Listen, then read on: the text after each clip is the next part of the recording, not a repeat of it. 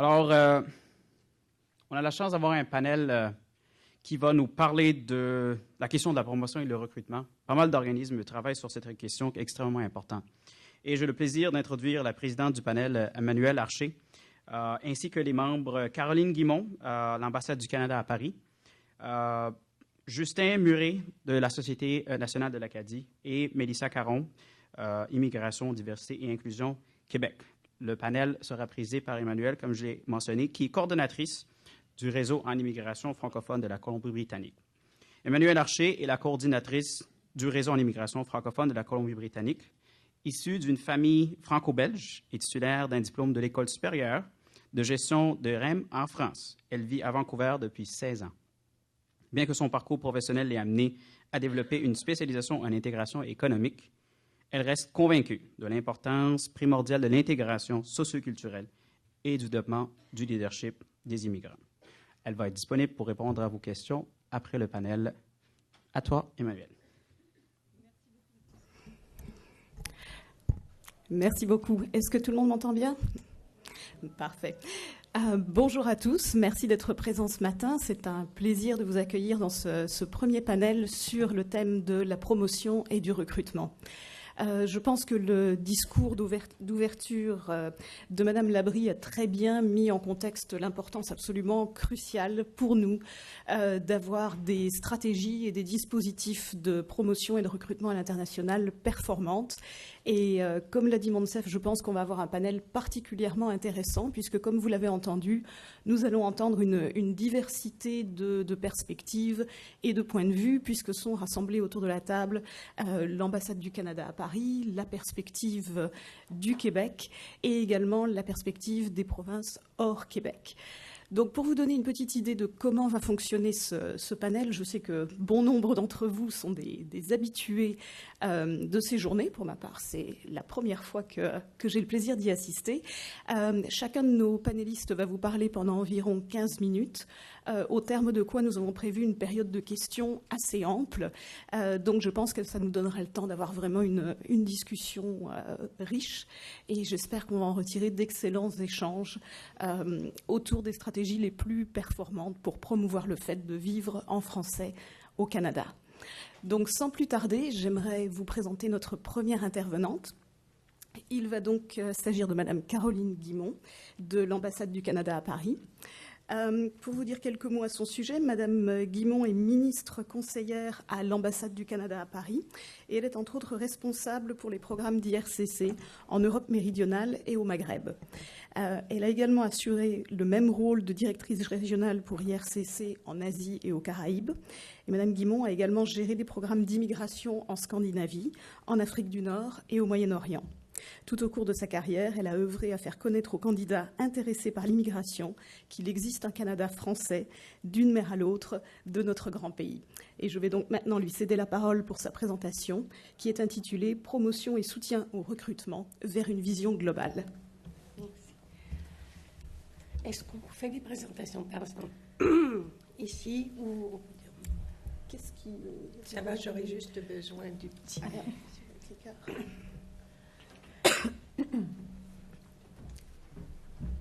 Merci beaucoup. Merci. Alors, mesdames, messieurs, bonjour et merci tout d'abord de m'avoir permis d'être parmi vous aujourd'hui. Excusez ma voix.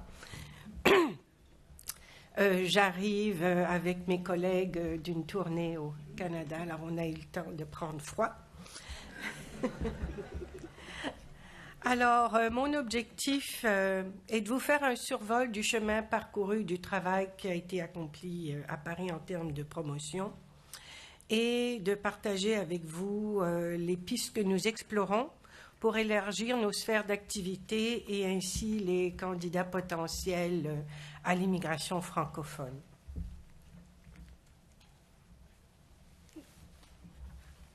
Là. Bon. Voilà. Alors peut-être tout d'abord, je vais clarifier un peu qui je suis, c'est-à-dire que je suis ici comme représentant d'IRCC.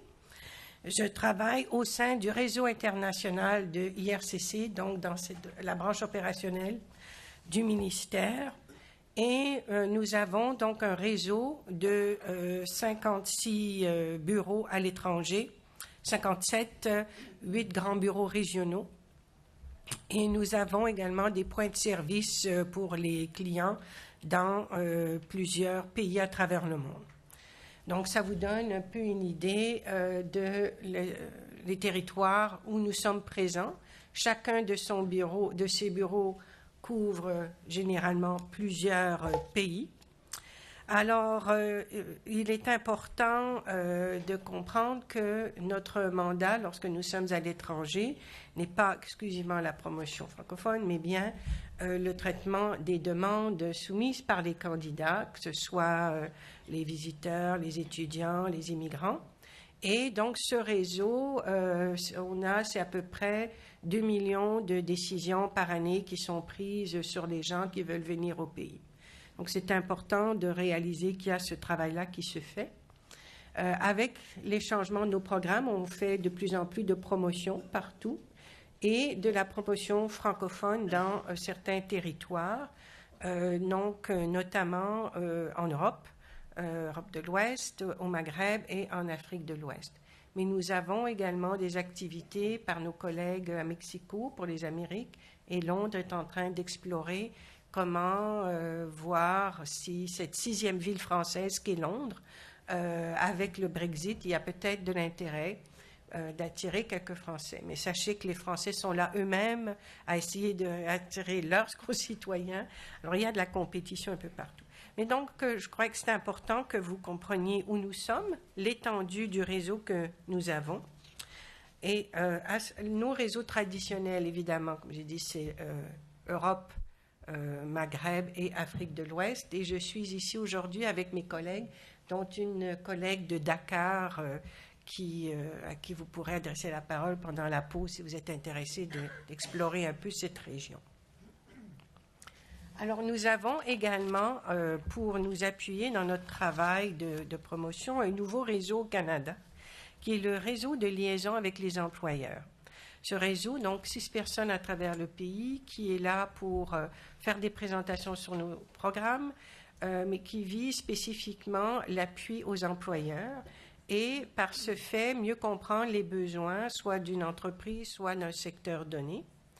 Et ça nous permet d'avoir davantage, à la fois, il y a l'information que vous, des communautés, des provinces, nous donnez, et nos collègues sont là également pour nous faire part des besoins en termes de main-d'œuvre.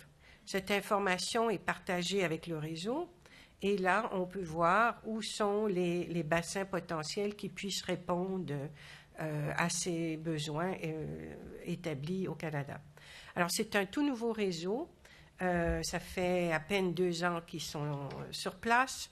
La première année étant passée en grande partie à traiter des demandes de réfugiés syriens au Moyen-Orient. Alors, on en est au début, mais déjà, on voit des synergies intéressantes et on a aujourd'hui avec nous notre collègue, M. Sean Morancy, qui est basé à Halifax, qui couvre la région, qui voyage beaucoup et qui a une grosse pile de cartes à distribuer.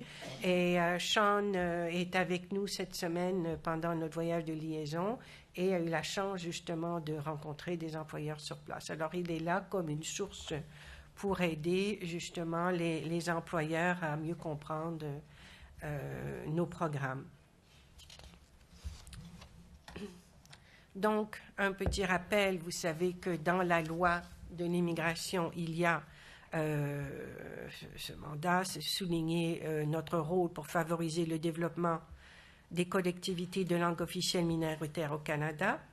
Donc, on le fait en parlant évidemment des communautés, en parlant des programmes pour se rendre dans ces communautés, en élaborant avec nos collègues, connaissant mieux les besoins, en cherchant des opportunités de candidats, en partageant l'information sur les services préarrivés et les services d'établissement en français. Évidemment, toutes nos activités et le soutien au recrutement, ce sont des réussites dans la mesure où ce sont des partenariats basés sur des partenariats solides. Et vous faites partie de ces partenariats sur lesquels on se base pour livrer nos programmes de promotion. Alors, partenariat avec les provinces, partenariat avec les réseaux de développement économique, mais également, par exemple, depuis 2003 à Paris, partenariat avec les services de l'emploi français, Pôle emploi. On a maintenant des partenariats solides avec les services de l'emploi en Belgique, au Maroc, en Tunisie, et nous explorons d'autres partenariats semblables en Afrique de l'Ouest et ailleurs. Partenariat avec les services de l'emploi locaux, c'est important. En France, il y a 20% de chômage chez les jeunes. Et donc, on valorise l'expérience internationale et les services de l'emploi ont pour mandat de trouver des opportunités internationales pour les jeunes. Et nous, on a justement besoin de jeunes qui veulent faire l'expérience du Canada et, si possible, y mettre des racines.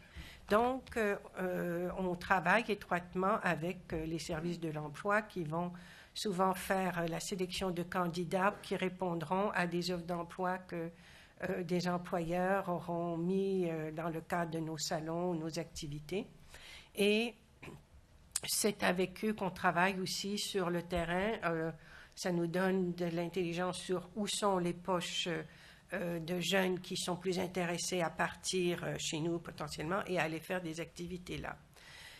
Les services de l'emploi du Maroc vont même, ils ont des services spécialement pour le Canada. Ils vont faire des tests, sélectionner des candidats pour les employeurs canadiens intéressés et faciliter même les entrevues via Skype. Alors, ça vous donne un peu une idée de l'importance de ces partenariats lorsqu'on parle de recrutement. Parce qu'évidemment, nous ne sommes pas des recruteurs, on est là pour faciliter les activités de recrutement et ces partenariats avec les autorités locales sont un de ces éléments qui en font, qui nous permettent justement de donner des opportunités de travail aux jeunes intéressés à venir. Quand je dis jeunes, c'est jeunes de tous les âges. Alors, comme j'explique, on a déjà des ententes bien établies et nous sommes en train de voir où ça peut aller. Je vais vous montrer quelque chose d'intéressant parce que nos collègues français se sont réorganisés afin de mieux appuyer leur activité pour trouver des opportunités internationales. Et donc, il y a même, vous avez de leurs employés qui sont venus faire des voyages de liaison avec nous au Canada et qui font la promotion au sein de leur propre service des opportunités qu'il peut y avoir pour des jeunes Français de venir ici. Et on explore maintenant avec eux la possibilité, on était avec les Français focusés en France, mais là on explore même la possibilité d'étendre des activités sur ce qu'on appelle les territoires français outre-mer, donc une vision plus large. Un autre partenaire très important avec qui on a des salons, mais qui nous permettent aussi de multiplier le message qu'on a à propos de l'immigration francophone, ce sont les médias, les grands groupes médias, Le Monde, l'Express. Vous savez peut-être que depuis une dizaine d'années, l'Express, qui est un partenaire sur notre salon Destination Canada, a une édition spéciale sur l'immigration au Canada. Et c'est un magazine tiré à 100 000 exemplaires avec une version sur Internet, 150 000 lecteurs par mois. Donc, vous voyez, c'est élargi amplement le message que nous avons à propos de l'immigration. Alors, on explore la possibilité d'avoir d'autres partenaires côté médias aussi dans d'autres parties du monde. Alors, quelles sont les activités qu'on fait? Donc, des sessions d'information. Ça vous donne une idée. Donc, 100 sessions cette année, 10 000 participants. Alors, ce sont des informations dans une salle comme ici, une présentation, une session d'échange. Et ça se fait en partenariat avec vous, les provinces, avec les services de l'emploi. Ce sera à Paris, mais ce sera aussi en région. On en a également en Belgique, en Suisse. Maroc, Tunisie, Algérie, Mexico en fait. Et Londres fera une première session bientôt pour viser la communauté francophone. Nous avons également le soutien au salon d'études, carrière et mobilité internationale. Donc, ce sont des salons organisés par d'autres où nous sommes très présents, plus de 20 salons par année. Et nous allons explorer comment avoir une présence à des salons qui sera un peu différents. C'est par rapport aux échos qu'on a reçus, notamment du secteur des technologies. Alors actuellement, on est présent plutôt à des salons qui visent l'emploi, la mobilité, ce sera des salons des grands groupes médias, mais on veut explorer, par exemple, il y a le grand salon Seafood Expo à Bruxelles, salon mondial des fruits de mer, et on sait qu'il y a des entreprises de la région qui seront présentes. Alors on veut explorer une possibilité d'utiliser la présence de ces entreprises à des événements comme tels et voir s'il y a lieu de planifier d'avance, peut-être présenter des candidats à ces employeurs si on sait qu'il y a un besoin. Je prends le secteur des pêches, on sait qu'il y a des besoins, mais en même temps utiliser leur présence peut-être pour faire une présentation, parler du secteur. Alors, on est en train, ça vous donne donc une idée un peu des pistes que nous sommes en train d'explorer pour utiliser nos présences dans les salons différemment et étendre notre vision. Et donc, il nous reste à peu près 5 minutes. 5 minutes, parfait. Alors, Destination Acadie, on en parlera. Je ne rajoute rien, simplement pour dire que c'est un modèle intéressant parce que ça présente, au-delà des programmes d'immigration, on essaye de créer, de présenter aux candidats intéressés un visage complet de la réalité qu'ils vivront lorsqu'ils viendront. Et lorsque les universités sont là, c'est au-delà d'aller recruter des étudiants, vous montrer que dans une petite communauté qui est la grandeur d'un coin de rue de bien des villes à travers le monde, que même si c'est petit, il y a des universités, il y a des centres de recherche et ça donne une autre image de la communauté. Ça peut donner une vision qu'on n'aura pas nécessairement lorsqu'on regarde exclusivement la grandeur des communautés. Donc, c'est très intéressant d'avoir les institutions comme les universités présentes à ces activités de promotion provinciale. Et donc, voici 2 salons que nous organisons. Donc, nous organisons la logistique, les salles, et nous avons depuis bien des années la présence des provinces, des RD, des rives qui viennent à ces journées. Donc, Semaine canadienne en juin et Destination Canada, notre événement phare au mois de novembre. Alors, Destination Canada, 300 candidats, 4 provinces en 2003. Cette année, on était très contents d'accueillir 7 provinces et territoires, 9 employeurs, 54 employeurs qui étaient représentés, 43 employeurs avaient affiché des postes, c'était presque 1000 postes affichés. Et donc, avec 12 000 candidats qui voulaient participer, on en a sélectionné. Vous comprenez là l'importance de travailler avec les services de l'emploi qui passent à travers ces 12 000 candidatures pour sélectionner des gens qui soit répondent aux besoins des postes affichés ou qui ont des profils de capital humain intéressants. Alors, on a invité 4 000 personnes et près de 3 600 sont venus, donc un bon taux de participation. Et donc répartis 3 jours à Paris, 1 jour à Bruxelles, et souvent une journée ailleurs s'attache. Alors, ça vous donne un petit peu une idée de l'ampleur des événements. Quel est le résultat de tous ces efforts? Parce que ça fait quand même 10 ans que ma collègue Louise Van Winkle, que beaucoup d'entre vous connaissez, qui est là et que j'aimerais qu'on prenne 1 minute pour applaudir parce que c'est vraiment elle qui a créé tout ça. Alors,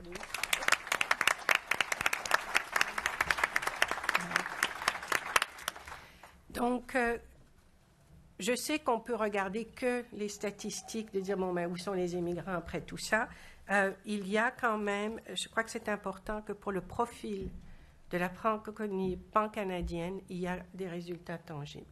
Il y a des résultats. L'Express, c'était venir s'établir au Québec. C'est devenu venir s'établir au Canada. Il y a une sensibilisation. on veut parler des opportunités ailleurs. On sait qu'il y a une francophonie ailleurs. Et lorsque le Québec fait ses salons, maintenant, apparemment, on leur parle du Nouveau-Brunswick. Alors, vous voyez, quand on est très présent sur le terrain, il y a une sensibilisation, les gens sont éveillés. Et il y a justement, je crois, un momentum qui s'est créé. Et ça nous donne une opportunité maintenant d'explorer davantage les autres possibilités. Et je termine sur ce point, donc vers une globalisation de nos activités. Depuis 2015, on travaille énormément avec des webconférences, soit des présentations qu'on fait sur nos programmes, sur comment bien se préparer pour aller travailler. Et beaucoup de présentations sont faites en collaboration avec les provinces. On a une série qui va commencer, donc chaque province. On a des présentations sectorielles, toujours en partenariat. Et lorsque l'on fait des webconférences comme ça, on a des participants de partout au monde. Ça nous permet vraiment d'étendre la diffusion de nos messages et de vos messages. Ça nous permet de faire des partenariats. Nous avons nos collègues à travers le réseau qui commencent à explorer comment atteindre certains bassins qu'on n'avait pas touchés auparavant. Nous avons un studio à Paris, la plateforme technologique, mais ça nous permet d'être avec des gens qui font les web-diffusions un peu partout au monde, au Canada et en partenariat avec vous. Donc, ça nous permet maintenant d'avoir des gens qui nous suivent dans 30 pays et nous allons maintenant explorer avec vous, entre autres le RED a fait ces salons virtuels et voilà une autre manière pour nous d'étendre nos activités à des plus grands bassins. D'explorer comment bien utiliser ces salons virtuels. Donc, c'est exactement comme si vous alliez à une foire, mais tout se fait en ligne. Tout ça ne veut pas dire qu'on ne sera plus sur le terrain. Je crois qu'il faut utiliser donc cette présence virtuelle pour étendre et explorer qui s'intéresse à nous et ensuite avoir des présences sur le terrain ponctuelles pour établir les partenariats. Alors, voici le monde concernant ça. Ça représente tous ceux qui suivent nos webconférences. Et même s'il y a une seule personne en Mongolie, on va aller voir qui c'est. Ça peut être un ingénieur intéressé aux mines et on pourrait peut-être l'envoyer à Sudbury. Alors, vous voyez, on a vraiment cette vision plus large. Et à cette étape-ci, nous sommes à explorer comment utiliser cette information qu'on a, ces gens qui nous suivent, pour en faire finalement des candidats intéressés à se rendre dans vos communautés. Voilà, je m'arrête ici. Merci beaucoup.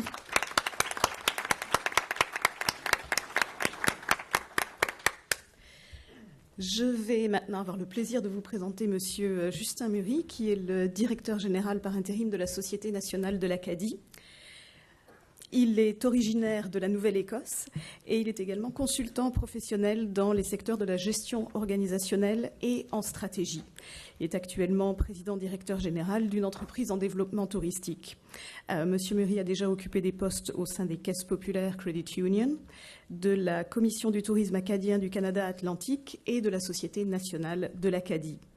Il préside actuellement la société Promotion Grand Pré, une association coopérante de Parcs Canada au lieu historique national de Grand Pré. Et depuis 2014, il réside ici même à Moncton, au Nouveau-Brunswick.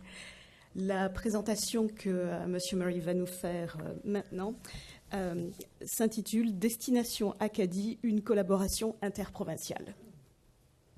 Merci beaucoup.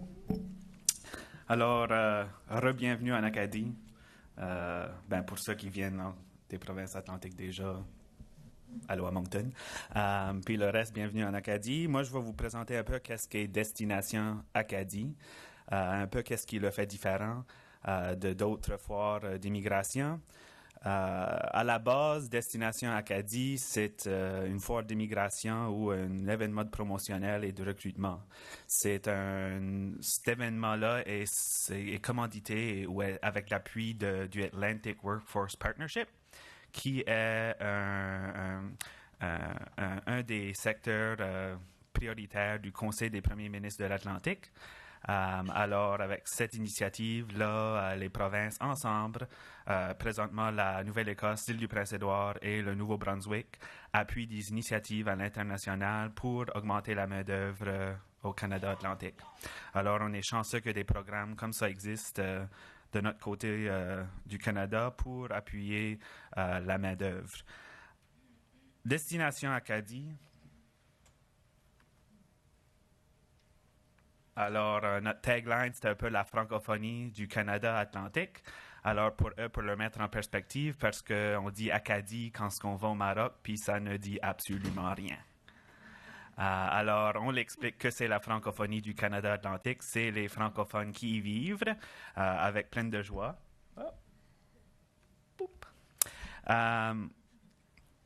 So, c'est quoi Destination Acadie? So, à la base, qu'est-ce qui fait de Destination Acadie quelque chose d'assez différent que d'autres foires d'immigration? C'est qu'on prend l'Acadie de l'Atlantique, du Canada atlantique, on l'exproprie puis on l'amène dans le pays où on fait le recrutement.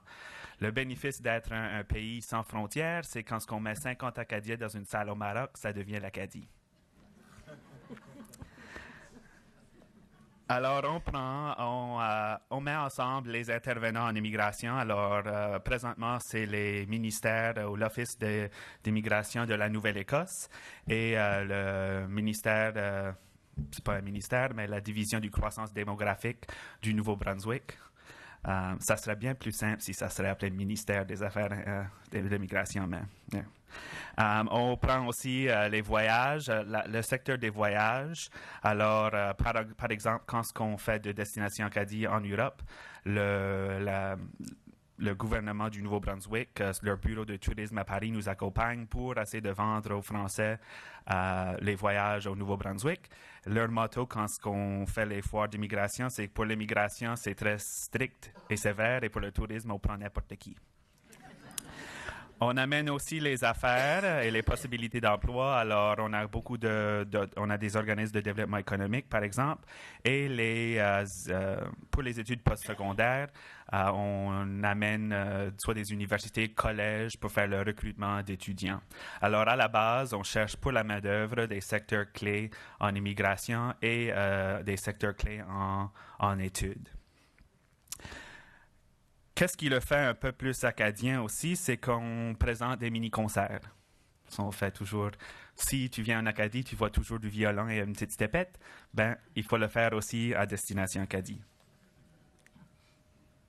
Et j'ai juste une petite photo du Nouveau-Brunswick qui accueille des personnes dans la section kiosque. Je vais élaborer un peu plus qu'est-ce qu'est le format de Destination Acadie par après. Alors, pourquoi Destination Acadie? Ben, quelque chose qui était évident pour nous autres au Canada atlantique, c'est que ça prenait une force de plusieurs provinces pour vraiment faire un poids à l'international. On est des petites provinces, des petites populations comparativement à, par exemple, le Québec et l'Ontario. Alors, c'est en regroupant qu'on peut vraiment créer une force des nombres. Alors, qu'est-ce qui nous regroupe? Ben, en matière de francophonie, c'est l'Acadie. So, c'est qu'on est tous des Acadiens, on a une culture commune. Alors, on va avec ça et c'est l'avantage qu'on peut favoriser le développement économique et le développement de la main-d'œuvre dans toutes les provinces qui participent. Alors, au lieu d'aller tout seul, par exemple, la Nouvelle-Écosse n'aurait pas le poids que si elle y va en partenariat avec d'autres provinces. Et ce qui aime les fonctionnaires, c'est que ça coûte moins si on va ensemble. Là, c'est les fonctionnaires de la salle qui rient. À la base aussi, qu'est-ce qu'on fait? C'est la promotion de notre culture et de notre patrimoine. Alors, même quand on est là à base de recrutement d'étudiants ou d'immigrants ou de main-d'œuvre, on fait la promotion en général de l'Acadie. Et si vous connaissez des Acadiens, c'est certain que vous savez qu'on est souvent des Acadiens.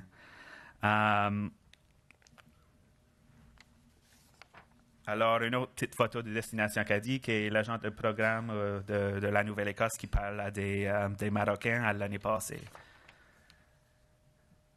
Alors, je m'ai dit, OK, je peux vous parler du format de Destination Acadie avec toutes sortes de textes, mais ça serait bien plate. So, je vous présente le format de Destination Acadie en photo et en vidéo. Bien plus intéressant. À la base, Destination Acadie commence avec une période d'inscription. Avant Destination Acadie, à peu près un mois, c'est coordonné entre l'ambassade et la personne responsable des communications pour Destination Acadie, qui est Stanley et moi, de faire une promotion conjointe de l'inscription et des séances d'information. Alors, dépendamment, dans les années passées, Destination Acadie a déjà fait beaucoup de pays en Europe et maintenant au Maroc, nord de l'Afrique. Cette année, on a ciblé uniquement les médias sociaux pour faire notre promotion et par joie, on a atteint 4 millions de personnes sur les médias sociaux pour les séances d'immigration. Comparativement aux années passées, quand on faisait des publicités dans des journaux, etc., l'année passée, ça nous a pris 4 semaines pour presque comble les séances au Maroc, puis ils n'étaient pas que ça le comble. Cette année, dans 2 semaines, il fallait ajouter des web diffusions et d'autres séances parce qu'on était de ça le comble. Alors, on a vu que cette année, la promotion sur les médias sociaux, c'était vraiment la clé à trouver des personnes pour participer aux séances. Et ce qui nous a un peu différencié cette année, c'est qu'on a fait nos publicités en arabe au lieu d'en français. Alors, avec le site web qui était en français, on ciblait que la langue française était la langue qu'on cherchait, mais nos publicités, les flashs qui se voyaient en pub Facebook étaient en arabe.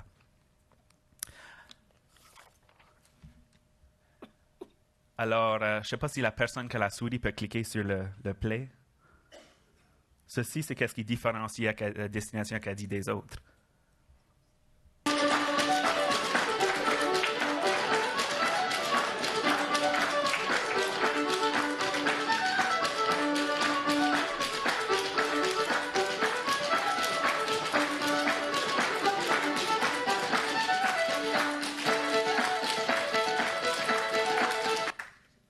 OK, c'est assez. En grandissant avec la violence, ça devient tannant après autant. Alors, durant Destination Acadie, comme je t'ai dit, on veut amener l'Acadie vers les immigrants, vers les jeunes qui veulent étudier. Alors, ceci, c'est un exemple. On amène toujours un groupe qui est composé d'artistes du Nouveau-Brunswick et de la Nouvelle-Écosse, qui sont les grands commanditaires de l'événement avec le Workforce Partnership. Puis eux, dans cette vidéo, on a la jeune danseuse Mylène Como, qui est anciennement de la baie Anjois, de la baie Sainte-Marie, qui invite des Marocains et des Marocaines sur l'estrade, puis leur montre comment jouer comme que la majorité de vous autres dit des cuillères, mais comme que nous autres, on va dire des tuyères. Alors, ça donne un peu de joie de vivre, une atmosphère très accueillante avant qu'on commence dans tout ce qui est comment immigrer et les critères. Ceci, c'est un exemple juste avant qu'on se divise en kiosques et que les personnes qui participent à Destination Acadie ont l'accès 1 à 1 aux agents d'immigration ou économie ou en études. On a une grande salle où tout le monde est invité et on fait un peu un panel comme ceci où on essaie de répondre à des questions assez générales. Comme ça, il y a moins de questions quand c'est du 1 à 1. On commence en disant un peu sur c'est quoi l'Acadie, c'est quoi les provinces atlantiques. Là, chaque panel, que ce soit l'intégration communautaire, le développement économique, les études et là, l'immigration, les secteurs et les programmes, ont un panel animé avec des questions. Comme ça, une diminution, les questions sont plus pointillées à la fin et là, on se divise en kiosques.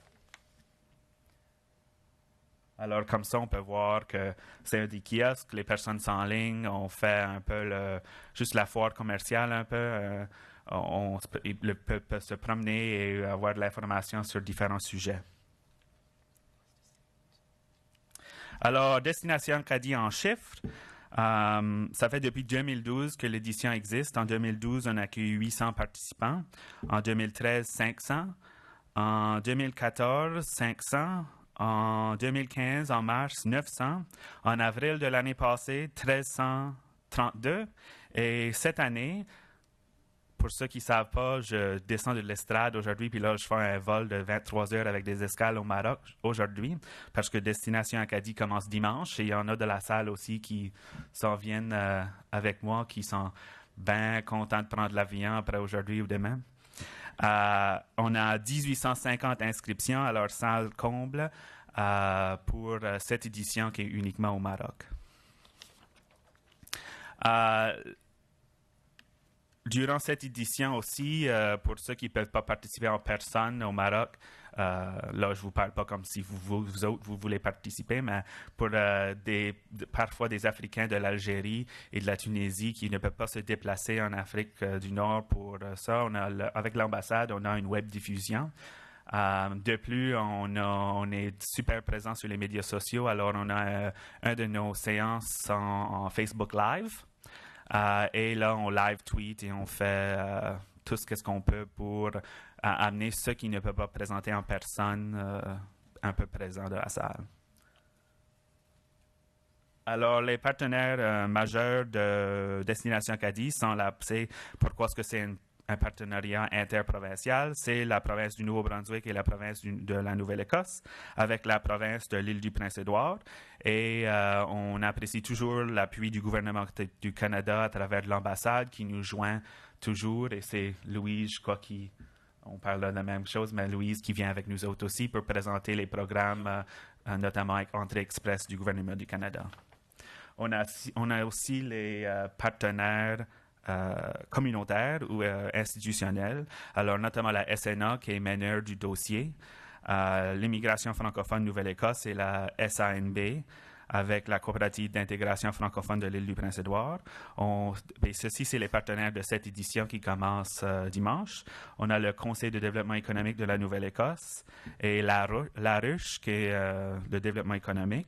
Et là, nos 3 institutions postsecondaires qui viennent. On a le Collège communautaire du Nouveau-Brunswick, l'Université Sainte-Anne en Nouvelle-Écosse, puis l'Université de Moncton, ici à Moncton.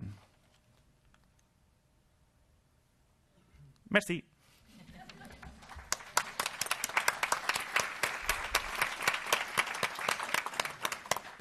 Merci beaucoup.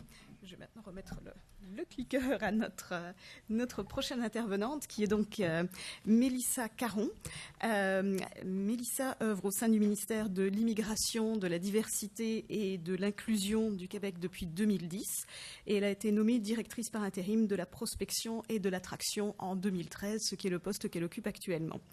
À ce titre, Mme Caron gère une équipe d'une dizaine de personnes à Montréal, et cette équipe a le mandat d'identifier les masses critiques de personnes à l'international qui répondent aux besoins du Québec, notamment en matière d'immigration francophone, et également de développer les stratégies d'attraction visant à amener ces candidats à choisir le Québec comme destination d'immigration et à y rester de façon permanente. Dans le cadre de son mandat, Mme Caron travaille en étroite collaboration avec les équipes basées dans les bureaux d'immigration du Québec, à Paris et à Mexico. Auparavant, Mme Caron a travaillé en communication pendant près d'une dizaine d'années au ministère de l'Agriculture, des Pêcheries et de l'Alimentation. Elle est détentrice d'un baccalauréat en communication de l'Université Concordia et elle a également complété en 2010 un MBA en gestion et en marketing à HEC Montréal. Et le titre de sa présentation, c'est « Les initiatives de prospection, attraction et rétention des personnes immigrantes francophones au Québec ». Madame Caron, la parole est à vous. Bonjour, merci pour l'invitation. Est-ce que vous m'entendez? Oui? OK, parfait. Donc, merci pour l'invitation. On est très content de pouvoir venir participer à ce forum. C'est la première fois pour moi, donc merci de m'accueillir chez vous. J'adore Moncton en passant, donc je suis bien contente d'y être de retour aujourd'hui. En fait, ma présentation aujourd'hui est dans un contexte peut-être un peu différent, effectivement, du reste du Canada, qui est un contexte où... Pardon, merci. Merci. Merci. On va travailler en équipe. En fait, on est dans un contexte où les immigrants, qu'ils soient francophones ou non, qui arrivent au Québec, ne sont pas dans une situation minoritaire de la francophonie. Au contraire, le français est une langue d'intégration pour nous, autant sociale que professionnelle. Les statistiques, d'ailleurs, le démontrent. En 2011, l'Office québécois de la langue française indiquait que le français était la langue maternelle de 78% des Québécois. C'est aussi la langue que 80% d'entre eux parlent à la maison le plus souvent et que 83% utilisent utilisent le plus au travail. Donc, on est dans ce contexte-là. Et le portrait actuel des immigrants qu'on attire en termes de travailleurs qualifiés, je vous donne vraiment les statistiques seulement pour les travailleurs qualifiés qui ont 16 ans et plus. Entre 2011 et 2015, 87,4 si je suis très précise, ont déclaré connaître le français lors de leur admission. Par contre, on a observé une baisse en 2016. On est passé à 72,8 % et c'est dans ce contexte-là qu'on a identifié dans le cadre de notre planification pluriannuelle un objectif qui est ambitieux. L'objectif d'avoir 85 % de la proportion des travailleurs qualifiés qui déclarent connaître le français à l'admission. Donc, c'est dans ce contexte-là qu'on doit faire nos stratégies de prospection, d'attraction et d'information parce que ce qu'on veut, oui, on veut être attractif. On a un défi similaire à l'Acadie, qui est la notoriété du Québec. Quand on parle à l'international, souvent on dit le Québec, les gens ne nous connaissent pas. Et en plus, on a des objectifs de régionalisation. Donc, quand on est rendu à parler de Chicoutimi, on a beaucoup de travail à faire en termes de notoriété. La prochaine, s'il vous plaît. Donc, nous avons des enjeux à prendre en considération quand on élabore nos stratégies de prospection d'attraction. Notamment, on souhaite concilier l'attraction de francophones avec la diversification des territoires de provenance des personnes immigrantes. On veut avoir un équilibre dans la provenance des gens qui arrivent au Québec. On doit aussi concilier l'importance de la connaissance du français avec l'importance accordée au profil professionnel. Ce qu'on veut, c'est une intégration réussie et cette intégration-là, comme je le disais, passe autant par la connaissance de la langue française, mais aussi par le fait d'avoir un profil professionnel qui est attractif et qui est intéressant, qui répond aux besoins de main-d'œuvre du Québec. Et tout ça, comme je le disais, dans une volonté d'être attractif, d'être entre guillemets audacieux et agressif par rapport aux autres concurrents qui, eux aussi, souhaitent attirer des candidats généralement dans les mêmes secteurs que le Québec, les mêmes secteurs d'activité. Donc oui, nous souhaitons être attractifs, mais ce que je dis souvent à notre équipe, nous devons faire du marketing responsable, c'est-à-dire donner une information qui est juste en termes également de défis et d'obstacles que les candidats vont rencontrer dans leur parcours d'immigration. Et ces défis-là, notamment, sont des défis de connaissance de la langue française. Donc, dans un premier temps, nos stratégies démarrent toujours avec la question suivante: où trouver les candidates et candidats que nous recherchons? Et ça, c'est toute la branche de prospection de mon équipe. On peut passer à la... Ah, merci. Vous êtes vraiment une excellente collaboratrice. Merci beaucoup.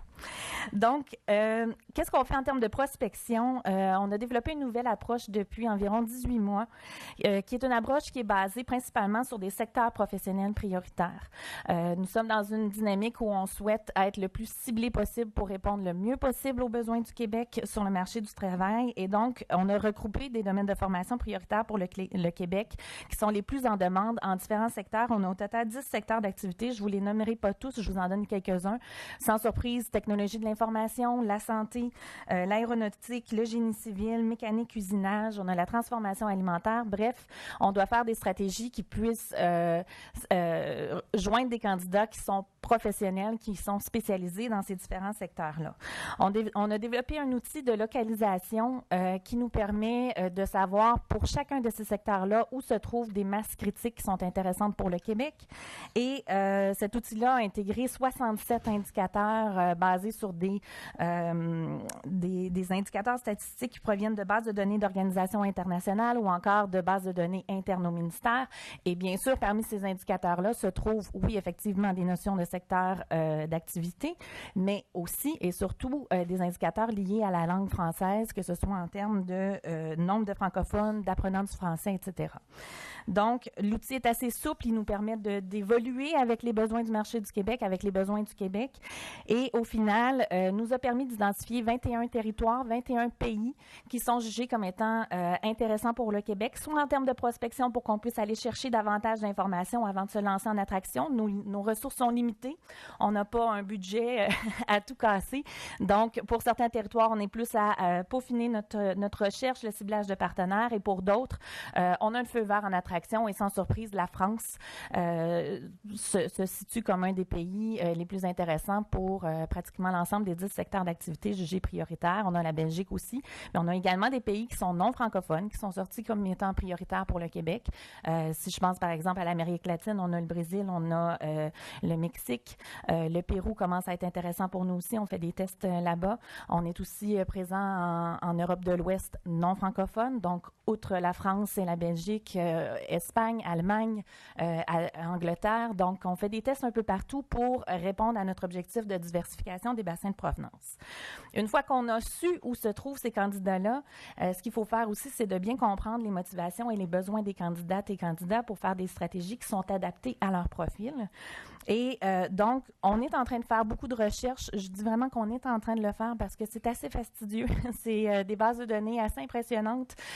Souvent, mon spécialiste en la matière me dit j'ai comme une marée d'informations. Dis-moi ce que tu veux en faire. Puis des fois, ben on ne sait pas ce qu'on veut en faire parce qu'il y a tellement d'informations dans ces bases de données-là. Mais ce qu'on veut faire, en fait, l'objectif ultime, c'est de pouvoir documenter le parcours décisionnel des personnes immigrantes. J'ai écrit mais je devrais plutôt dire les parcours, parce qu'on ne peut pas penser qu'il y a un seul parcours linéaire pour l'ensemble des candidats qui s'intéressent à l'immigration au Québec. Une fois qu'on réussit à faire ça, et ça, c'est un processus qui est sans fin, à mon avis, on a toujours des nouvelles données, on peut moduler nos actions d'attraction et de communication selon les différentes étapes du parcours. Par exemple, on donne des séances d'information en ligne et en personne sur le territoire. On joint environ 33 000 personnes par année à travers ces séances-là. Avant, on faisait ce que je disais, donner l'ensemble de la bibliothèque de l'immigration dans une seule et même séance. Pendant 1h30, on les assommait d'informations sur qu'est-ce que le Québec, pourquoi c'est intéressant et toutes les dédales des démarches d'immigration qui sont assez complexes. On a séparé ces séances-là en 2 volets. Maintenant, dans un premier temps, si le candidat est dans une dynamique de oui, il s'intéresse à l'immigration, mais il n'est pas encore certain de venir au Québec, eh bien, on va avoir une séance spécifique sur la société québécoise, pourquoi la choisir parmi toutes les autres options qui s'offrent à eux. Et dans un deuxième temps, s'il a suffisamment cheminé et qu'il s'intéresse vraiment à venir au Québec, là, on a une autre séance qui est vraiment sur les démarches d'immigration.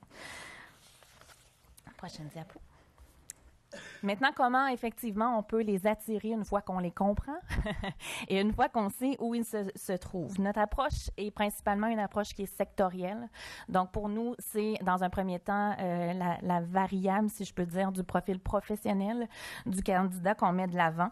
Et donc, c'est dans ce contexte-là qu'on développe des partenariats sectoriels, que ce soit au Québec avec des agences économiques comme Québec International, Montréal International ou encore ce qu'on appelle dans notre jargon de CSMO, des conseils sectoriels, comités sectoriels de main-d'œuvre dans des secteurs d'activité spécifiques. Donc, on développe ces partenariats-là au Québec et à l'étranger. On va développer des partenariats avec des pôles emploi de ce monde, en France, mais aussi au Mexique, au Brésil, donc des agences vraiment de l'emploi. Également avec des établissements d'enseignement et des alliances françaises. Je vous en donnerai un petit peu plus tard. Et compte tenu que la variable de l'emploi est importante. On est de plus en plus présent sur le web pour faire des stratégies qui vont nous permettre de joindre un plus grand volume de personnes. Et donc, on va cibler des médias pas seulement francophones, on est aussi dans des médias de la langue des personnes où on s'adresse, par exemple, en espagnol si on est en Amérique latine. Et on va faire de la promotion sur dans des médias qui sont vraiment sectoriels, dans des spécialisations, que ce soit la santé, que ce soit les technologies de l'information. Et de plus en plus, on est en train de regarder pour être beaucoup plus présent sur les médias sociaux professionnels, LinkedIn et Viadeo de ce monde. À travers tous ces messages-là, même si notre première variable est l'emploi et le profil professionnel de la personne, il y a tout le caractère francophone qu'on doit mettre de l'avant. Vous voyez sur la page notre microsite avec notre image de marque « Un bel avenir se dessine pour vous au Québec ». On va mettre de l'avant dans toutes les communications, tous les messages qu'on donne, l'importance de connaître et de maîtriser le français pour pouvoir venir s'intégrer au Québec. Et donc, ça, c'est le fil conducteur de l'ensemble de nos messages. On met de l'avant des témoignages des candidats, etc., pour pouvoir faire en sorte que ce ne soit pas une surprise et que les candidats comprennent bien qu'au Québec, ça se passe majoritairement en français. Donc, la stratégie, pour qu'elle fonctionne, elle doit être basée, comme je disais, sur les partenariats. Un de nos partenaires principaux en termes de joindre la clientèle francophone ou francophile qui s'intéresse à apprendre le français, ce sont les Alliances françaises. Le ministère a, depuis 2003, signé 136 ententes de francisation dans une quarantaine de pays, ce qui nous permet non seulement de faire la promotion des cours de français.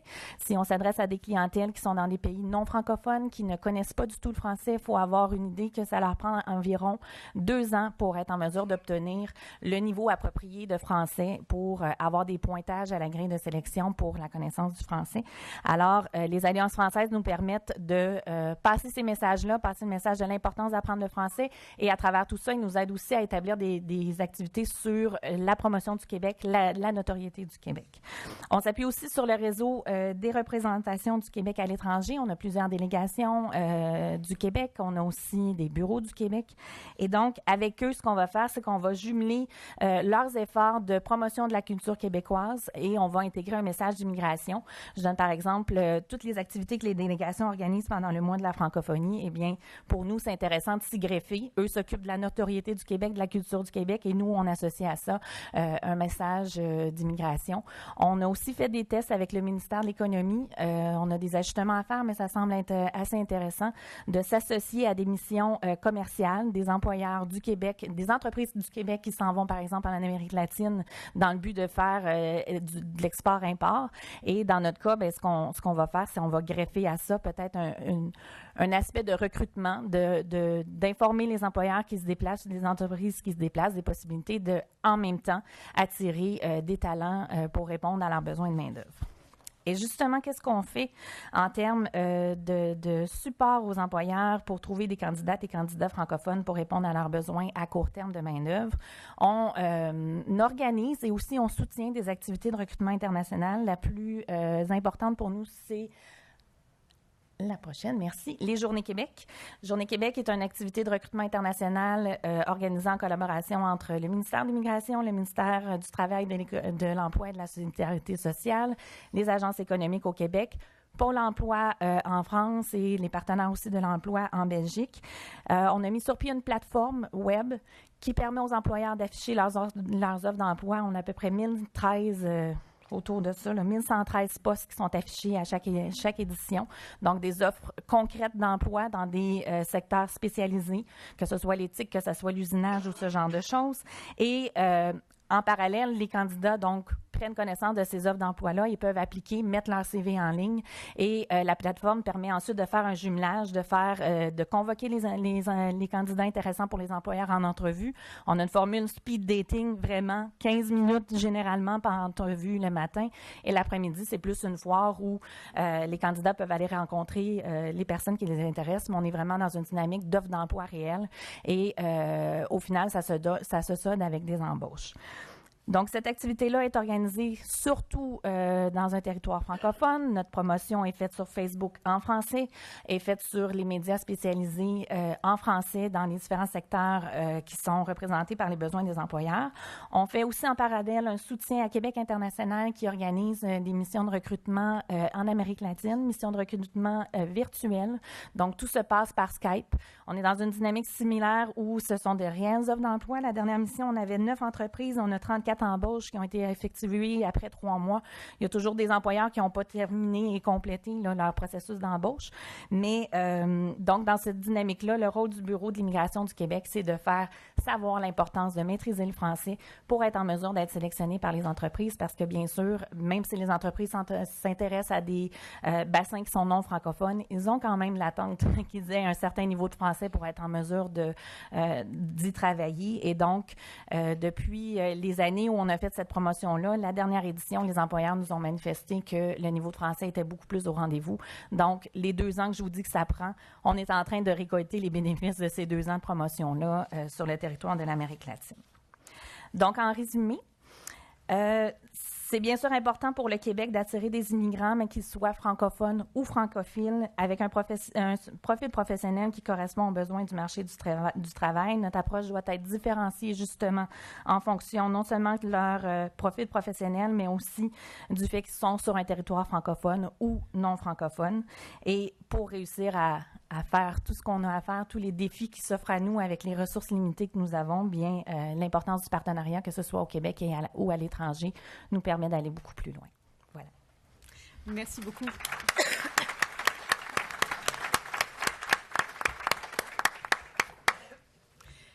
Voilà, alors nous sommes au terme des 3 présentations qui constituaient ce panel. Nous avons maintenant jusqu'à 10h15, donc une bonne demi-heure pour prendre vos questions pour nos panélistes. Donc comme vous l'aurez remarqué, nous avons 4 micros dans la salle, un dans chaque couloir formé par les rangées de chaises. Donc n'hésitez pas à venir poser vos questions à nos panélistes. Je vais juste demander, si ça ne vous dérange pas, aux personnes qui aimeraient poser une question de se présenter avant de poser leurs questions pour qu'on sache qui vous êtes. Merci beaucoup et maintenant la parole est à vous. Bonjour, Brigitte Duguay-Langlais du Réseau de soutien à l'immigration francophone. Ma question, ou plutôt mon commentaire, s'adresse à Mme Caron du Québec. Bien, en fait, ma première question, c'est est-ce que vous savez ou est-ce que vous avez une petite idée à voir pour quelle raison votre pourcentage de personnes, puis je ne sais pas comment vous l'appelez, là, qui a le français comme langue première ou quoi que ce soit, parce que c'est quand même une diminution assez importante.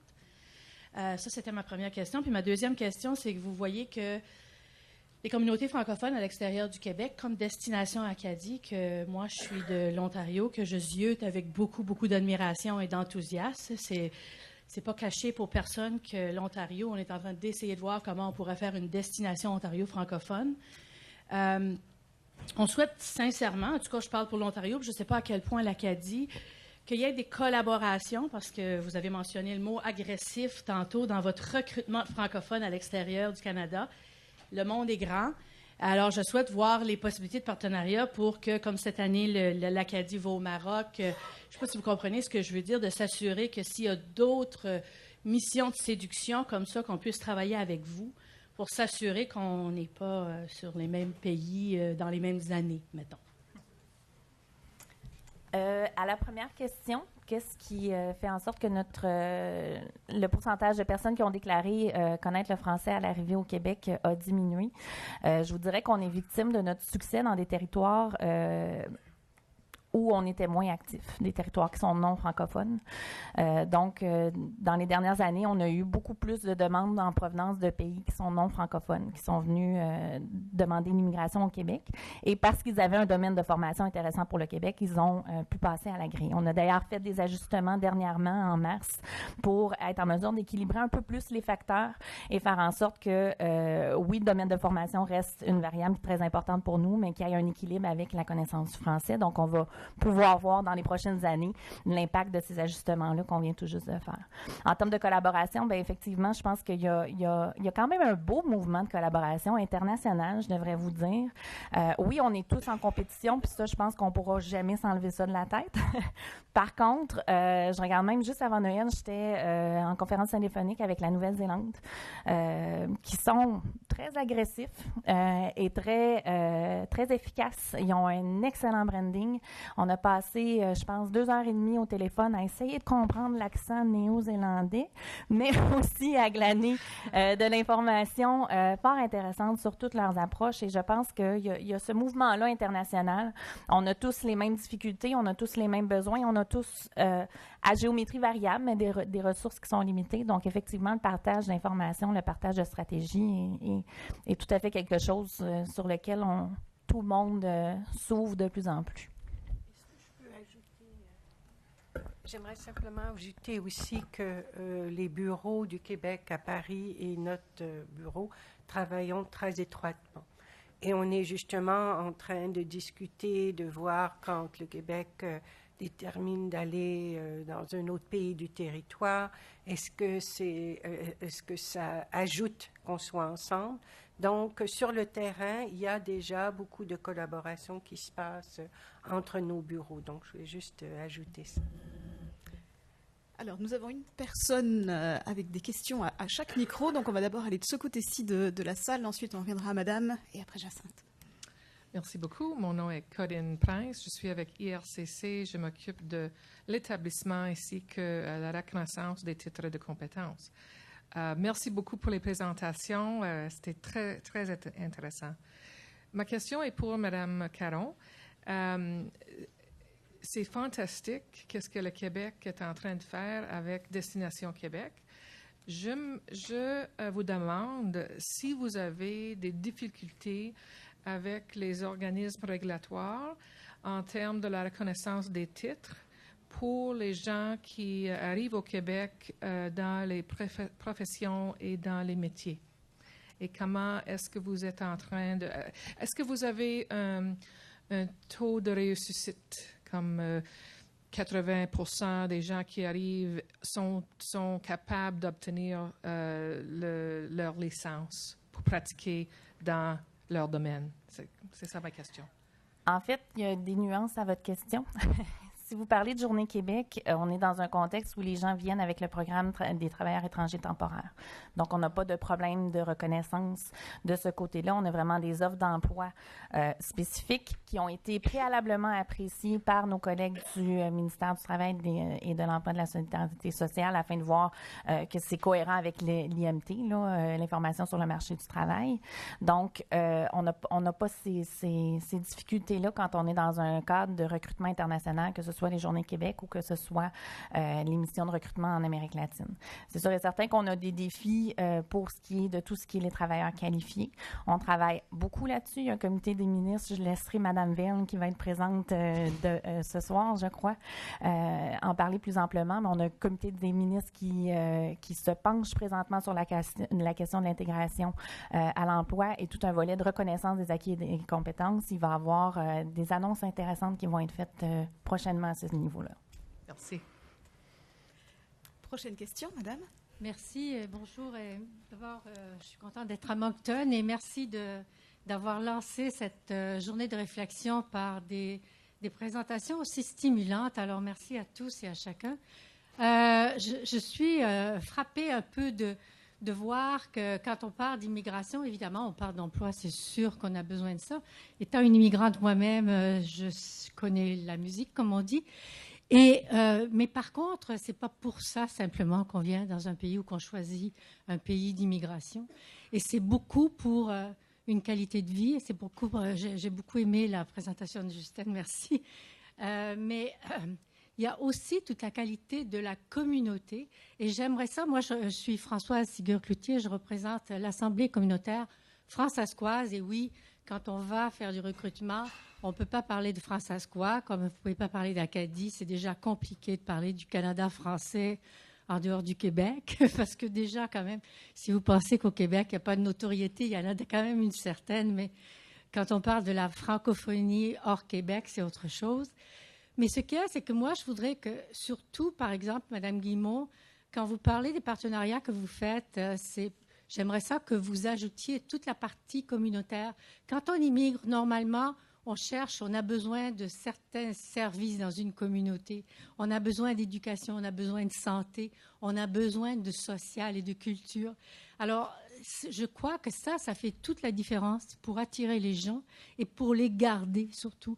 Parce qu'on ne veut pas seulement les attirer, on veut aussi les garder. Alors, j'aimerais ça que dans vos partenariats, vous ajoutiez tout cet aspect-là que je n'ai pas du tout entendu dans votre présentation. Ça m'a beaucoup frappée. Et je suis un peu déçue de cela. Alors, disons que si on ne fait pas ça, nous n'arriverons pas à retenir tous ces gens-là qu'on peut peut-être faire venir pour une job, comme on dit, pour 2 ans, mais qui vont partir ou qui ne vont pas trouver ce qu'ils ont besoin pour s'intégrer à cette communauté-là. Okay. Merci, Madame. Et vous avez tout à fait raison. Alors, la présentation était un peu courte. On a mis l'accent sur l'aspect soutien au recrutement parce qu'évidemment, une des premières questions, c'est est-ce que je vais trouver du travail? Mais l'élément d'avoir, et c'est avec vous, les acteurs qui sont ici, qu'on peut vraiment présenter toutes les facettes des communautés. Et d'ailleurs, c'est pour ça qu'on est ravis lorsqu'on a à nos événements comme Destination Canada ou participer avec Destination Acadie, c'est justement ce volet de la communauté qui est là. Alors, quand on fait nos événements, je parle de Journée Mobilité, par exemple, ou Destination Canada, nous avons avec nous des représentants des communautés, même les commissions scolaires sont là. Alors, on essaye d'avoir justement une représentation qui permettra de donner un reflet de ce qu'est la vie de tous les jours. Il y a encore du travail à faire, en partie de nous, mais aussi venez parler des communautés parce que on a beaucoup de témoignages. On essaye d'avoir justement des témoignages aussi lorsqu'on utilise les outils virtuels, mais c'est essentiel. Et c'est un peu pour ça que je soulignais l'importance, par exemple, d'avoir des universités. C'est pas pour recruter seulement des étudiants, mais c'est pour montrer un autre volet de la société qui a des institutions d'enseignement. Alors, tous ces éléments-là, effectivement, sont importants et font partie de la démarche décisionnelle des candidats. C'est pas juste pour un emploi. Il faut qu'on puisse aussi montrer la chaleur des communautés parce qu'on va nous parler aussi du froid du pays. Alors, effectivement, la chaleur des communautés, c'est ce qui va faire la différence et faire en sorte que les gens vont peut-être choisir.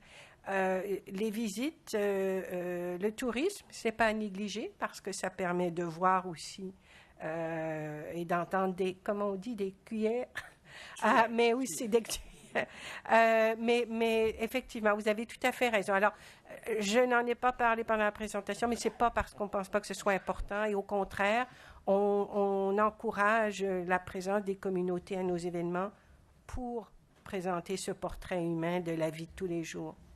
Merci beaucoup. Jacinthe?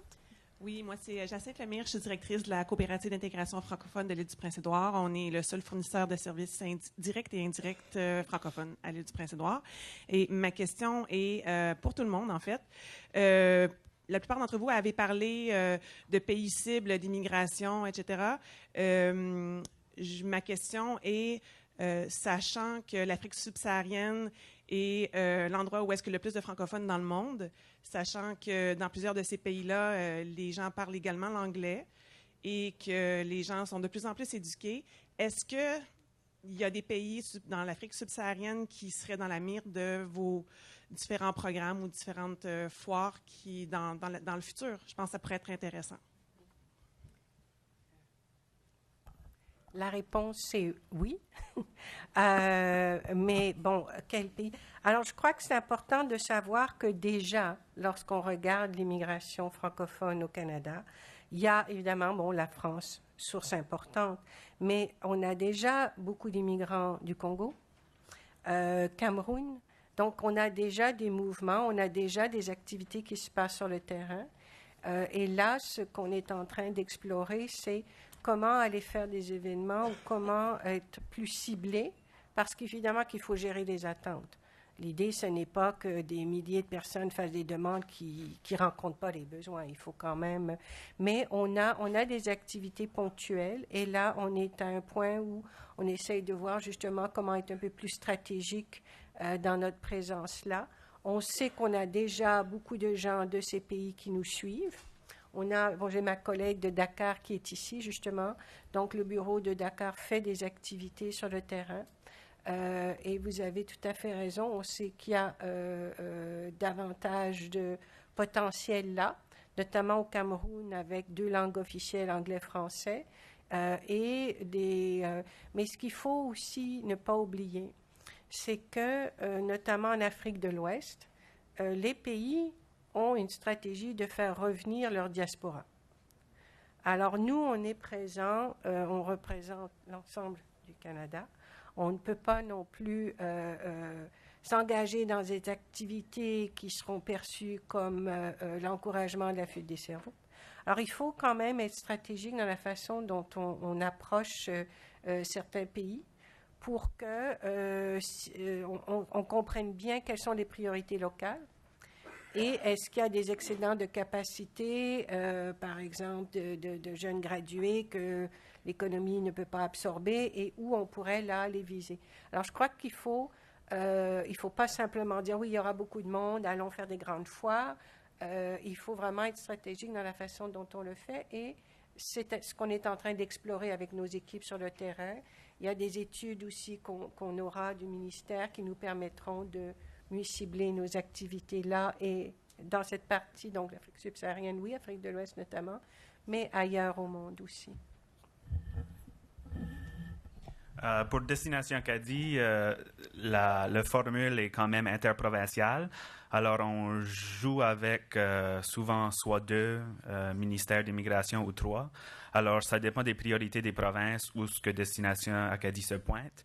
Historiquement, les provinces se mettaient uniquement d'accord pour l'Europe de l'Ouest, notamment la Suisse, la France et la Belgique. Maintenant, une des clientèles cibles, c'est l'Afrique de l'Ouest, alors notamment le Maroc. À l'avenir, il y a les possibilités de différentes, notamment en Afrique de l'Ouest et subsaharienne, juste à cause que, par exemple, une de nos provinces participantes l'année passée de 100 invitations dans le domaine des entreprises. Alors, la succession d'entreprises, 12 personnes étaient invitées uniquement de l'Algérie. Alors, une potentielle pour Destination Acadie de croiser le Maroc et rentrer dans l'Algérie à une autre édition est fort probable. Alors, vraiment, nos destinations sont gérées par les statistiques et la volonté des stratégies provinciales interprovinciales.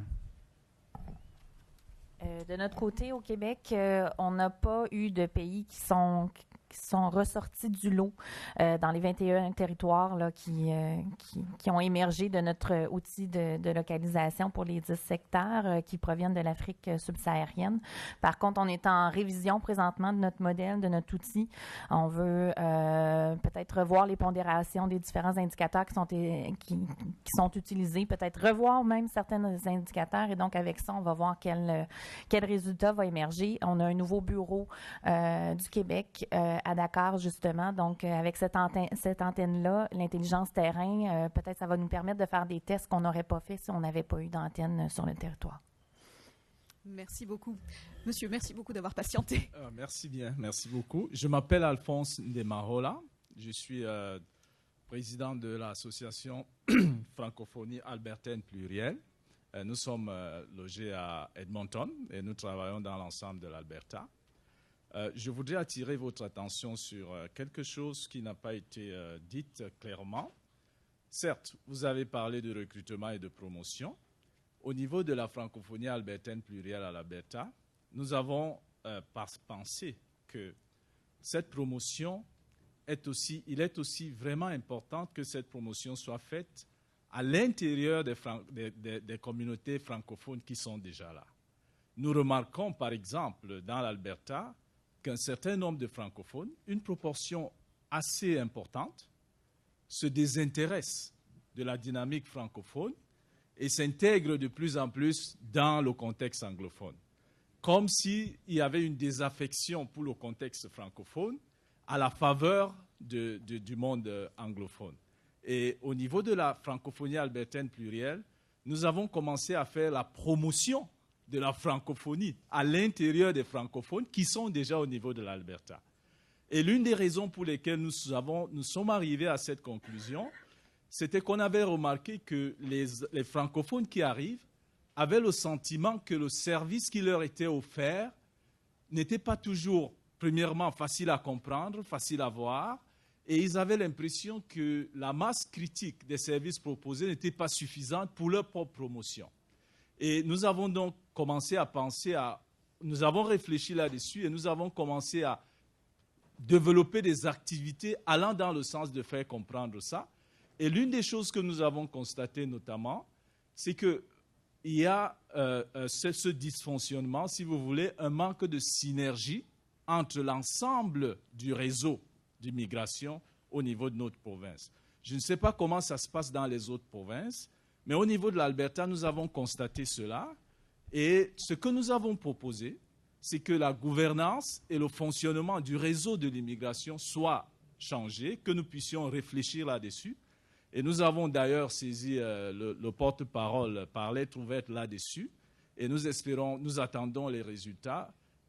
L'idée que nous avons, puisque ça c'est un cadre de réflexion, c'est qu'il faut premièrement, à notre avis, développer sérieusement cette promotion à l'intérieur des communautés qui sont déjà sur place.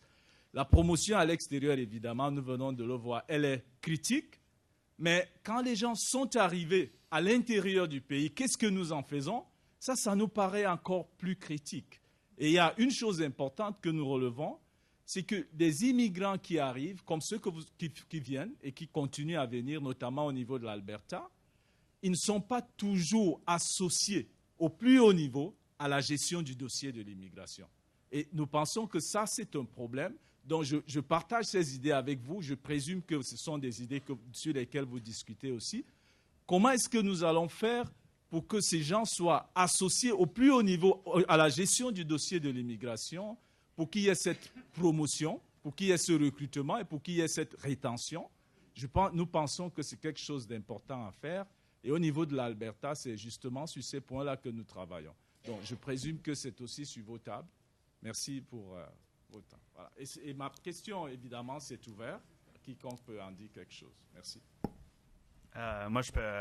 Nous autres, en Atlantique, à part que Destination Acadie, c'est définitivement un de nos volets promotion internationale. Nous autres, en Atlantique, on a quand même une structure qui est assez distincte du reste du Canada. On a un comité atlantique sur l'immigration francophone qui regroupe toutes les provinces atlantiques, soit le Nouveau-Brunswick, la Nouvelle-Écosse, l'île du Prince-Édouard et Terre-Neuve et Labrador.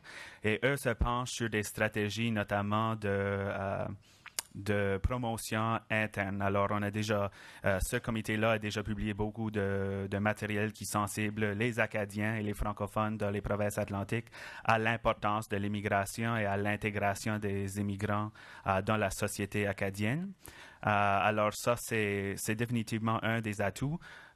Et qu'est-ce qui le rend spécial? C'est la majorité des acteurs autour de la table du Comité atlantique sur l'immigration francophone sont aussi les participants à Destination Acadie. Autour de cette table, on regroupe tous les ministères d'immigration des provinces, tous les acteurs communautaires, les acteurs économiques, ainsi que des organismes gouvernementaux, des agences comme Patrimoine canadien, l'Agence de promotion économique du Canada atlantique, IRCC qui est assis à la table, alors des agences gouvernementaux, pour arrimer tous nos efforts, pour assurer que uniquement juste la promotion est faite, mais la sensibilisation aux Acadiens, aux francophones est important. C'est peut-être un exemple que vous autres en Alberta vous pouvez rapatrier pour la sensibilisation, notamment que même à ce niveau, ça c'est un niveau atlantique, nos provinces ont des organismes respectifs que eux œuvrent pour la mise en œuvre et la promotion de l'intégration et la valorisation de l'immigration. Merci beaucoup. Il nous reste à peu près une dizaine de minutes dans cette période de questions et je vois qu'on a encore 3 personnes au micro, donc on va d'abord aller de ce côté-ci de la salle. Merci. Bonjour Isabelle Leder, EEC Canada. Ça sera très rapide. La question, c'est pour Monsieur Murray. J'ai été très impressionnée par la progression en fait des enregistrements ou des personnes qui se sont effectivement enregistrées dans votre programme de Destination Canada. Je voulais juste savoir cette progression qui est quand même assez massive de 800 à 1850. Je comprends que les 2 dernières années, c'est effectivement le recours aux médias sociaux, mais à quoi attribuez-vous en fait cette montée en puissance justement des enregistrements? Au début, Destination Acadie était uniquement un projet de la province. Destination Acadie était uniquement un projet de la province du Nouveau-Brunswick. Alors, on voit les chiffres qui sont un peu moins élevés au début parce que c'était le Nouveau-Brunswick qui avait piloté le projet. Alors, on n'avait pas les ressources pour pousser la promotion comme maintenant. Dans les 2 dernières années, la Nouvelle-Écosse s'est joint officiellement comme partenaire. Et là, cette année, l'île du Prince-Édouard appuie le projet aussi. Alors, quand on voit vraiment du début, ça démontre la bonne collaboration interprovinciale, que quand c'était une province, les chiffres étaient moindres. Et avec plusieurs provinces, l'intérêt a augmenté, que maintenant, on était salle comble dans 2 semaines. Alors, parce que habituellement, on invite à peu près 400 personnes à chaque séance quand il y a 250 sièges pour assurer un taux, parce qu'il y a certainement des personnes qui ne se montrent pas. Alors, le taux d'inscription est toujours bien énorme avec 3 provinces comparativement avec une. Monsieur. Bonjour, je suis Roger Paul, directeur général de la Fédération nationale des conseils scolaires francophones. Donc, on est une fédération qui représente 28 conseils scolaires à l'extérieur du Québec. J'ai participé pour la première fois à titre de directeur général à Destination Canada. Et ce fut très intéressant. Merci de m'avoir permis de participer au panel aussi pour faire connaître nos écoles de langue française parce que finalement, on ne part pas d'égal à égal avec le Québec, n'est-ce pas? Sans vouloir la cibler. Les gens ne savent pas ou ne savent peu qu'il y a des écoles de langue française à travers le pays. Ils ont de fausses perceptions, c'est-à-dire que bon, et je vais inscrire mon enfant dans une école de langue anglaise parce qu'il va falloir qu'il se débrouille en anglais. Donc, je vais, même si je sais qu'il y a, et ça, dans les peu de cas où ils savent qu'il y a des écoles de langue française, ils choisissent plutôt d'autres sortes d'écoles parce qu'il y a une certaine ignorance par rapport au fait que quand tu inscris ton enfant dans une école de langue française un peu partout à travers le pays, ils vont en sortir parfaitement bilingues. Ils vont se débrouiller autant en français qu'en anglais. Donc, ma question est, est-ce qu'il y a moyen, parce qu'on ne peut pas envoyer des représentants de nos conseils scolaires, souvent on a des petits conseils scolaires à travers le pays, à toutes les foires, mais est-ce qu'il y a moyen de faire connaître davantage la réalité? On a parlé beaucoup de nos communautés en contexte minoritaire, la réalité francophone, parce que quand un parent décide que, moi c'était dans l'occasion de l'atelier ou du panel prêt à partir, donc il était prêt à partir, mais il ne savait pas. La deuxième question qui se pose, c'est, bon, mon enfant, je l'inscris à quelle école et dans quelle école, puis quelle sorte d'école? Il y a beaucoup d'ignorance par rapport à la réalité francophone à l'extérieur du Québec. Est-ce qu'il y a moyen de tenter de renseigner en amont plutôt qu'en aval? Alors, comme vous voyez, lorsqu'on a des partenaires qui viennent, c'est toujours... on ne pourra jamais vous remplacer en termes de ce que vous pouvez expliquer. Par contre, il y a, alors à votre réponse, pour les salons, pour ce genre d'activité, comme on travaille virtuellement de plus en plus, il y a moyen aussi de vous faire participer virtuellement, c'est-à-dire sans avoir à vous déplacer. Lorsqu'on fait des sessions qui seront justement pour donner un portrait plus général des communautés ou pour les gens qui sont justement prêts à partir, qui sont rendus dans leur réflexion à dire, bon, où est-ce que l'enfant ira à l'école? Alors, on peut explorer ça, faire des sessions sur les études en français au Canada, par exemple, et puis mettre des volets, attirer des gens, des sessions comme ça. C'est tout à fait. Des témoignages qu'on peut relayer sur nos différentes plateformes. On a une lettre d'information avec 42 000 personnes qui la reçoivent. On a donc différentes plateformes réseaux. Les réseaux sociaux, comme on a vu, on a beaucoup de gens c'est des milliers de personnes qui nous suivent. Donc, on peut relayer l'information. Mais aussi, et ce qui est important, c'est qu'on a des activités pré-départ financées donc par IRCC qui sont là lorsque des candidats à l'immigration sont sélectionnés. Ce sont des services gratuits où on prépare les gens à leur immigration au Canada. Et dans le cadre de ces activités, on a des organismes qui font des sessions pré-départ pour les communautés francophones. Donc, il y a cet élément-là. Mais ce qu'il faut aussi, et je crois que ce qui est important, c'est de s'assurer que l'information des services qui sont disponibles une fois à l'arrivée sont connus avant. Donc, dans le cadre de ces activités pré-départ, ce n'est pas seulement les préparatifs avant, mais voilà, lorsque vous serez sur place, voici les services à votre disposition, dont l'éducation. Donc, il y a des programmes de pré-départ formalisés qui existent, mais ça ne remplacera pas votre présence. Alors, on espère vous revoir. Destination Canada tombe à la période du Beaujolais nouveau, alors ça peut peut-être en attirer quelques-uns.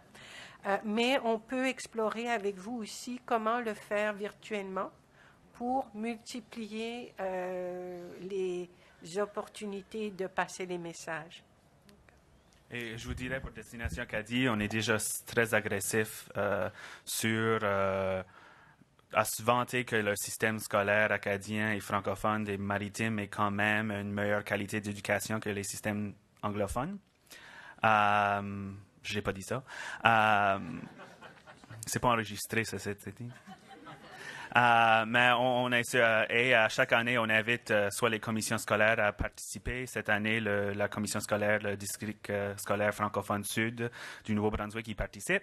Et les intervenants communautaires de toutes les provinces sont très au courant de leur commission scolaire acadien et francophone et poussent vraiment que la qualité de l'éducation en français dans les provinces atlantiques est d'une qualité supérieure et que l'anglais est quand même appris d'une meilleure qualité dans les écoles francophones que dans les écoles anglophones.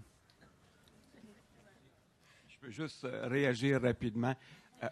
On utilise une autre façon de le dire et puis finalement, ce qu'on dit, c'est nos écoles font en sorte que les gens sortent de nos écoles qui sont parfaitement bilingues.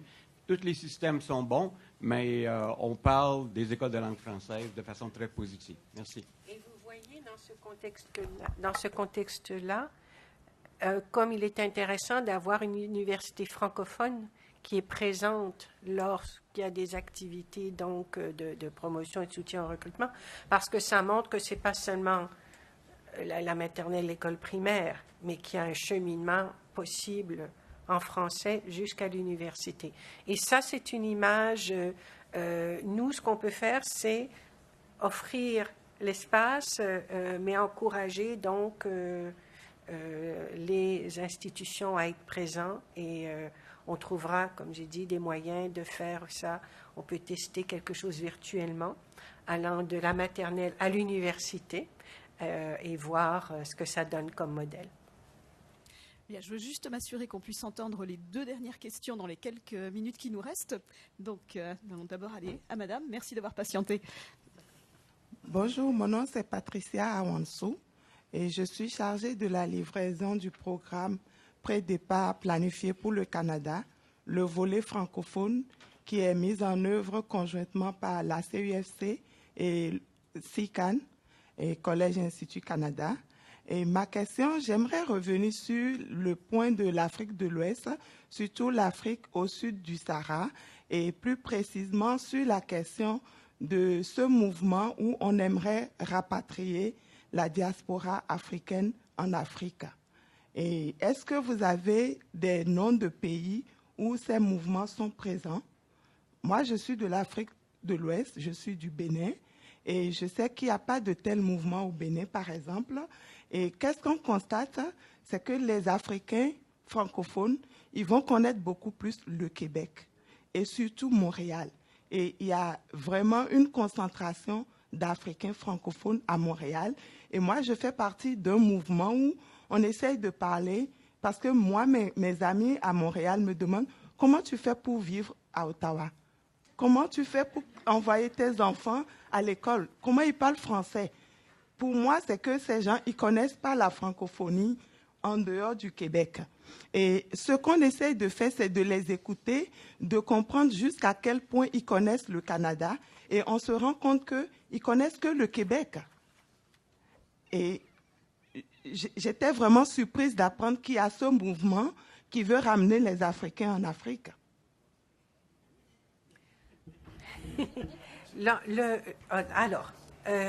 Le mouvement du retour de la diaspora par les gouvernements locaux appuyés par l'Organisation internationale de la migration, ce ne sont pas nécessairement tous les pays, mais nos collègues sur le terrain nous ont dit que ce sont, par exemple, en Côte d'Ivoire, au Sénégal, où il y a des activités dans ce sens.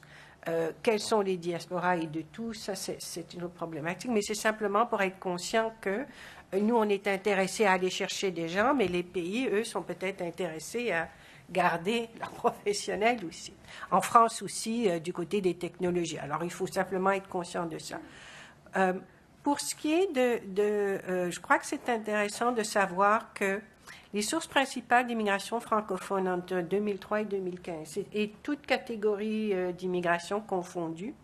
Donc, il y a en premier, effectivement, la France, mais ensuite, suivent de près la République démocratique du Congo, Haïti, République fédérale du Cameroun et ensuite le Maroc.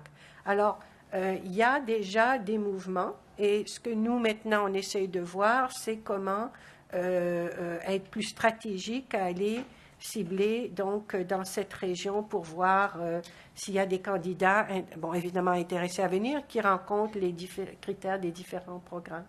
Alors, et on a besoin de le faire avec votre appui de l'intégration et des services pré-départ, parce que c'est vraiment important, justement, de passer le message qu'ils viennent et non pas juste pour aller reprendre le train pour Montréal, mais pour rester dans les communautés où ils iront. Alors, oui, mais j'aimerais préciser que les services pré-départ, c'est seulement quand les gens sont déjà éligibles pour venir au Canada que nous, on intervient.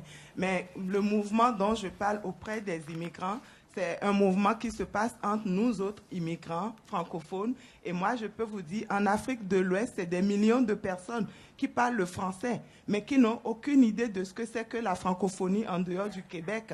Donc, je suis contente de voir qu'il y a un mouvement à Acadie. Et j'ai entendu Brigitte dire qu'il y aura tantôt un mouvement en Ontario. Mais allons faire la promotion de la francophonie hors Québec. J'ai rien contre le Québec. Et je sais qu'il y a du potentiel en Afrique de l'Ouest et j'aimerais vraiment que vous revoyiez la stratégie pour aller recruter ces gens parce qu'ils ne connaissent pas le Canada, les francophones en dehors du Québec. Merci. Il est déjà 10h15. Monsef, est-ce qu'on peut prendre 2 minutes pour une dernière question ou Madame, allez-y. Merci. Merci beaucoup. Moi, mon nom, c'est Julie Loutété. Je suis avec l'Assemblée de la francophonie de l'Ontario et je suis aussi avec un organisme qui aide les immigrants francophones à s'intégrer au niveau de Toronto. Alors, j'ai quand même plusieurs années d'expérience à ce qui concerne l'intégration des immigrants francophones à Toronto, donc je connais quand même bien les enjeux, les défis et tout ce qu'il y a. J'aimerais d'abord commencer à féliciter les modèles acadiens que nous avons suivis ici. Je vous félicite avec cette initiative. Et nous, au niveau de la FO, on vient de lancer les livres blancs sur l'immigration francophone. On va vraiment s'inspirer sur votre modèle. Mais en même temps, pour nous, tous les partenariats seraient importants. On va faire les partenariats avec les gens de l'Acadie, les gens du Québec. Je pense qu'il n'y a pas une question de compétition, mais ça serait plus complémentarité parce qu'il y a beaucoup de gens qui aimeraient immigrer au niveau, venir au Canada. Alors, j'ai quand même quelques inquiétudes en ce qui concerne les messages que vous passez quand vous ciblez les pays dans les contextes interculturels. Moi, quand je perçois, par exemple, quand vous dites que nous visons l'Afrique du Nord, la France et la Belgique, la Suisse, c'est un autre message que moi je perçois, je reçois. Ça, j'aimerais quand même attirer votre attention. Donc, je le reçois différemment des autres personnes. Qu'est-ce que ça signifie pour moi? C'est un peu différent. Je pense que vous pouvez comprendre. La deuxième inquiétude, je pense, un confrère a parlé ici de la promotion pour surtout retenir les gens qui sont déjà francophones dans nos provinces. Nous devons tenir compte quand même quand les gens viennent, on a besoin des services en français qui doivent être là. La réalité, même en Ontario, nous voyons plusieurs familles qui arrivent comme familles francophones, mais au fil des ans, cette famille-là s'assimile dans la communauté de la majorité et nous perdons beaucoup de gens. Donc, il y a un effort qui s'est fait en allant pour recruter, faire la promotion, mais à l'intérieur, il n'y a vraiment rien qui se fait. Nous avons besoin, par exemple, au niveau de Toronto, d'augmenter le nombre d'organismes francophones qui servent ces immigrants-là. Parce que si c'est seulement quelques organismes qui servent les francophones avec notre climat du Canada, si je suis une mère seule avec mes enfants, je ne ferai toujours pas de longues distances pour aller chercher des services, je ne sais pas, à un coin. Donc, finalement, je vais m'intéresser même aux services anglophones pour avoir des services. Et c'est là, ça amène à une assimilation complète. Un autre point que je voulais aussi ajouter, au niveau des IRCC, il y a quand même un grand effort que vous devez faire au niveau du site web. si je vois les services de mobilité francophone, quand les gens sont bloqués au niveau du site, il n'y a pas un service ou bien un numéro où les gens peuvent contacter pour répondre aux besoins des difficultés techniques que les gens peuvent avoir quand ils sont en train de s'enregistrer ou de remplir leur formulaire en ligne. C'est vraiment important d'avoir un service adéquat au niveau du site Internet. Nous voyons avec les services privés, si vous êtes sur le site Internet et que vous avez des problèmes techniques, il y a même quelque chose qui sort là pour pouvoir poser des questions et avoir des réponses d'une façon simultanée. C'est vraiment important d'avoir ça. Ou même un numéro de téléphone où les gens peuvent parler. Ça, c'est quelque chose que vous devez voir aussi. Et puis, une autre réalité que nous avons, je ne peux que parler de l'Ontario parce que c'est ma région, une autre réalité que nous avons, quand les immigrants arrivent et qu'ils veulent aller à l'université, les gens doivent se déplacer d'une province à une autre parce qu'il n'y a pas d'université francophone avec beaucoup de programmes dont les gens doivent se déplacer dans d'autres régions.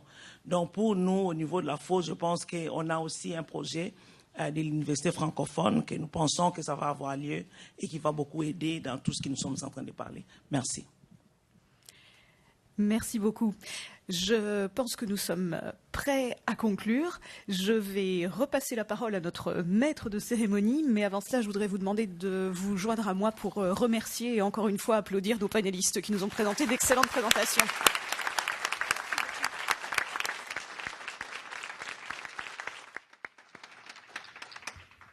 Merci beaucoup, Emmanuel. Alors, je rappelle juste le nom des panélistes qu'on a eus. Carole Guimond, ambassade du Canada à Paris. Justin Murray, Société nationale de l'Acadie. Et Mélissa Caron, Immigration, Diversité et Inclusion du Québec.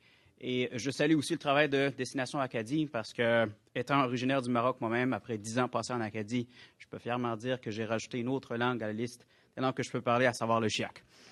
Alors, je vous retiens pas trop longtemps. On va prendre un petit café et on va revenir d'à peu près 13 minutes, si c'est possible. Merci.